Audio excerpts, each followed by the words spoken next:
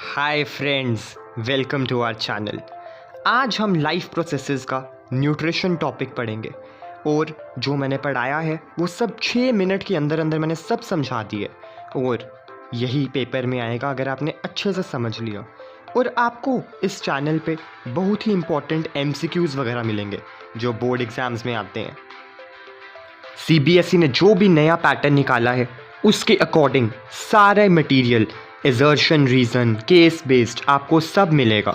Description में Telegram का link दिया है, वो आप ज्वाइन कर सकते हैं और वहाँ पे आपको सारे MCQs मिलेंगे। वो MCQs अच्छे से कर लेना तो पेपर में 90 से अबव आएंगे।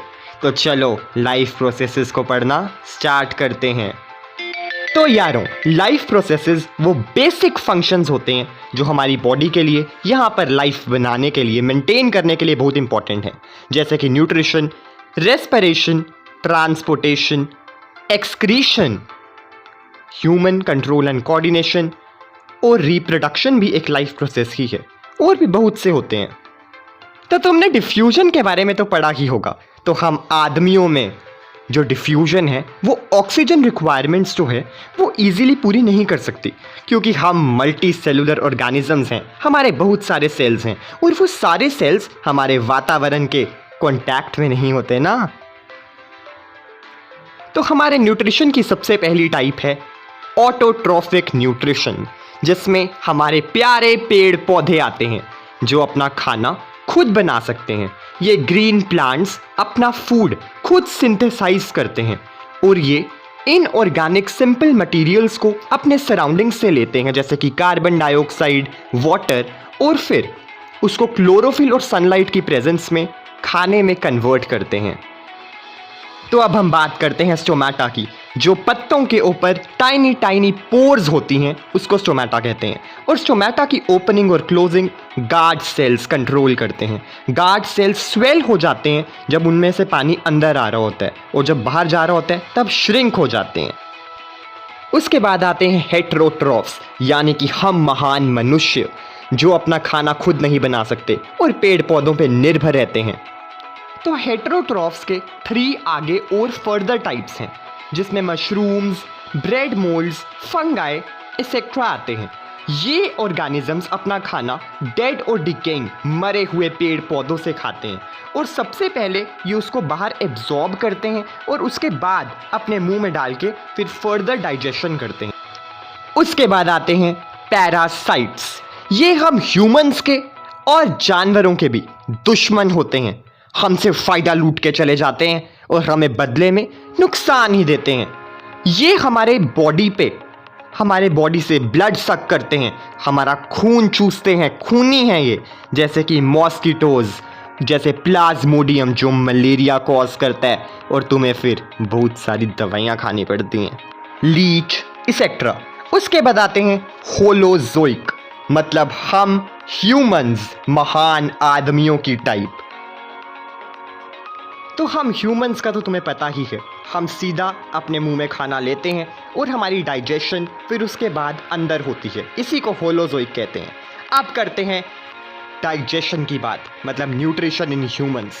तो हम सबसे पहले अपना खाना अपने माउथ से खाते हैं, उसके बाद अपने टीथ से उसको क्रश और ग्राइंड करते हैं ताकि वो छोटे छोटे टुकड़ों में बंट सके। फिर सेलाइवरी ग्लैंड्स सेलाइवा सिक्रीट करते हैं और हमारे खाने को वेट करते हैं। सेलाइवा एक एंजाइम सेलाइवरी एमिलेस को सिक्रीट करता है जो स्टार्च को सिंपल शुगर में कन्वर्ट कर देता है। फिर एंजाइम्स, जिनको हम बायोलॉजिकल कैटलिस्ट कहते हैं, वो हमारे खाने को छोटे छोटे स्मॉलर पार्टिकल्स में ब्रेक करता है। फिर खाना हमारी फूड पाइप, यानी को जिसको हम ईसोफागस भी बोलते हैं, वहाँ से हमारे स्टोमक में जाता है। जैसे ही हमारे पेट में खाना आ जाता है तो हमारा पेट फूलता जाता है, कम होता जाता है, मतलब वो कॉन्ट्रैक्शंस और रिलैक्सेशंस करता है। हमारे स्टोमक की वॉल्स गैस्ट्रिक जूसेस भी सिक्रीट करती हैं। स्टोमक के गैस्ट्रिक ग्लैंड्स 3 इंपॉर्टेंट सब्सटेंसेस को सिक्रीट करते हैं। सबसे पहला है हाइड्रोक्लोरिक एसिड, जो हमारे स्टोमक में हार्मफुल केमिकल्स को किल करता है, और पेप्सिनोजिन, जो कि प्रोटीन्स को ब्रेक डाउन करता है उसको भी एक्टिव करता है। तो दूसरा है पेप्सिन, जो मैंने तुम्हें बता दिया कि वो प्रोटीन्स की ब्रेक डाउन में हेल्प करता है। और तीसरा है म्यूकस, जो हमारे स्टोमक की इंटरनल लाइनिंग को एसिड के अटैक से बचाता है। फिर खाना छोटे छोटे टुकड़ों में एक स्फिंक्टर मसल से हमारे स्मॉल इंटेस्टाइन में कलेक्ट होता जाता है। स्मॉल इंटेस्टाइन हमारे पूरी एलिमेंट्री कैनाल का सबसे बड़ा भाग होता है और स्मॉल इंटेस्टाइन में ही फाइनल जो डाइजेशन है वो कंप्लीट हो पाती है। हमारा लिवर बाइल जूस सेक्रेट करता है जो गॉल ब्लैडर में स्टोर होता है, और पैनक्रियास पैनक्रियाटिक जूस सेक्रेट करता है जिसमें बहुत से इंपॉर्टेंट एंजाइम्स होते हैं, जैसे कि पैनक्रियाटिक एमिलेज, जो सीधा उसका वही काम है स्टार्च को सिंपल शुगर में कन्वर्ट करना, और लाइपेस जो फैट्स का जो एमल्सिफाइड फैट्स हैं उनके ब्रेक डाउन में हेल्प करता है।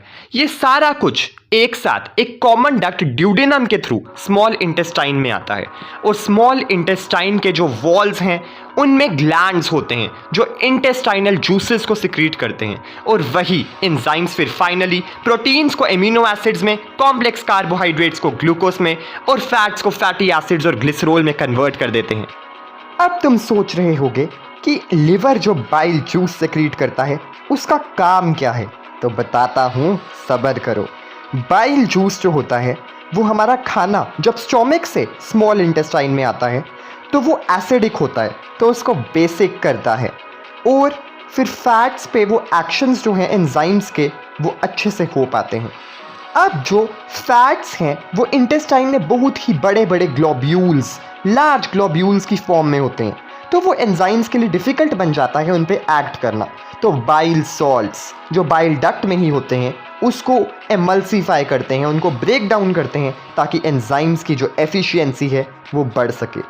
उसके बाद जो स्मॉल इंटेस्टाइन है उसमें न्यूमरस फिंगर लाइक प्रोजेक्शंस, जिनको विलाय कहते हैं, वो होती हैं, और वो सरफेस एरिया इंक्रीज कर देती हैं एब्जॉर्प्शन के लिए।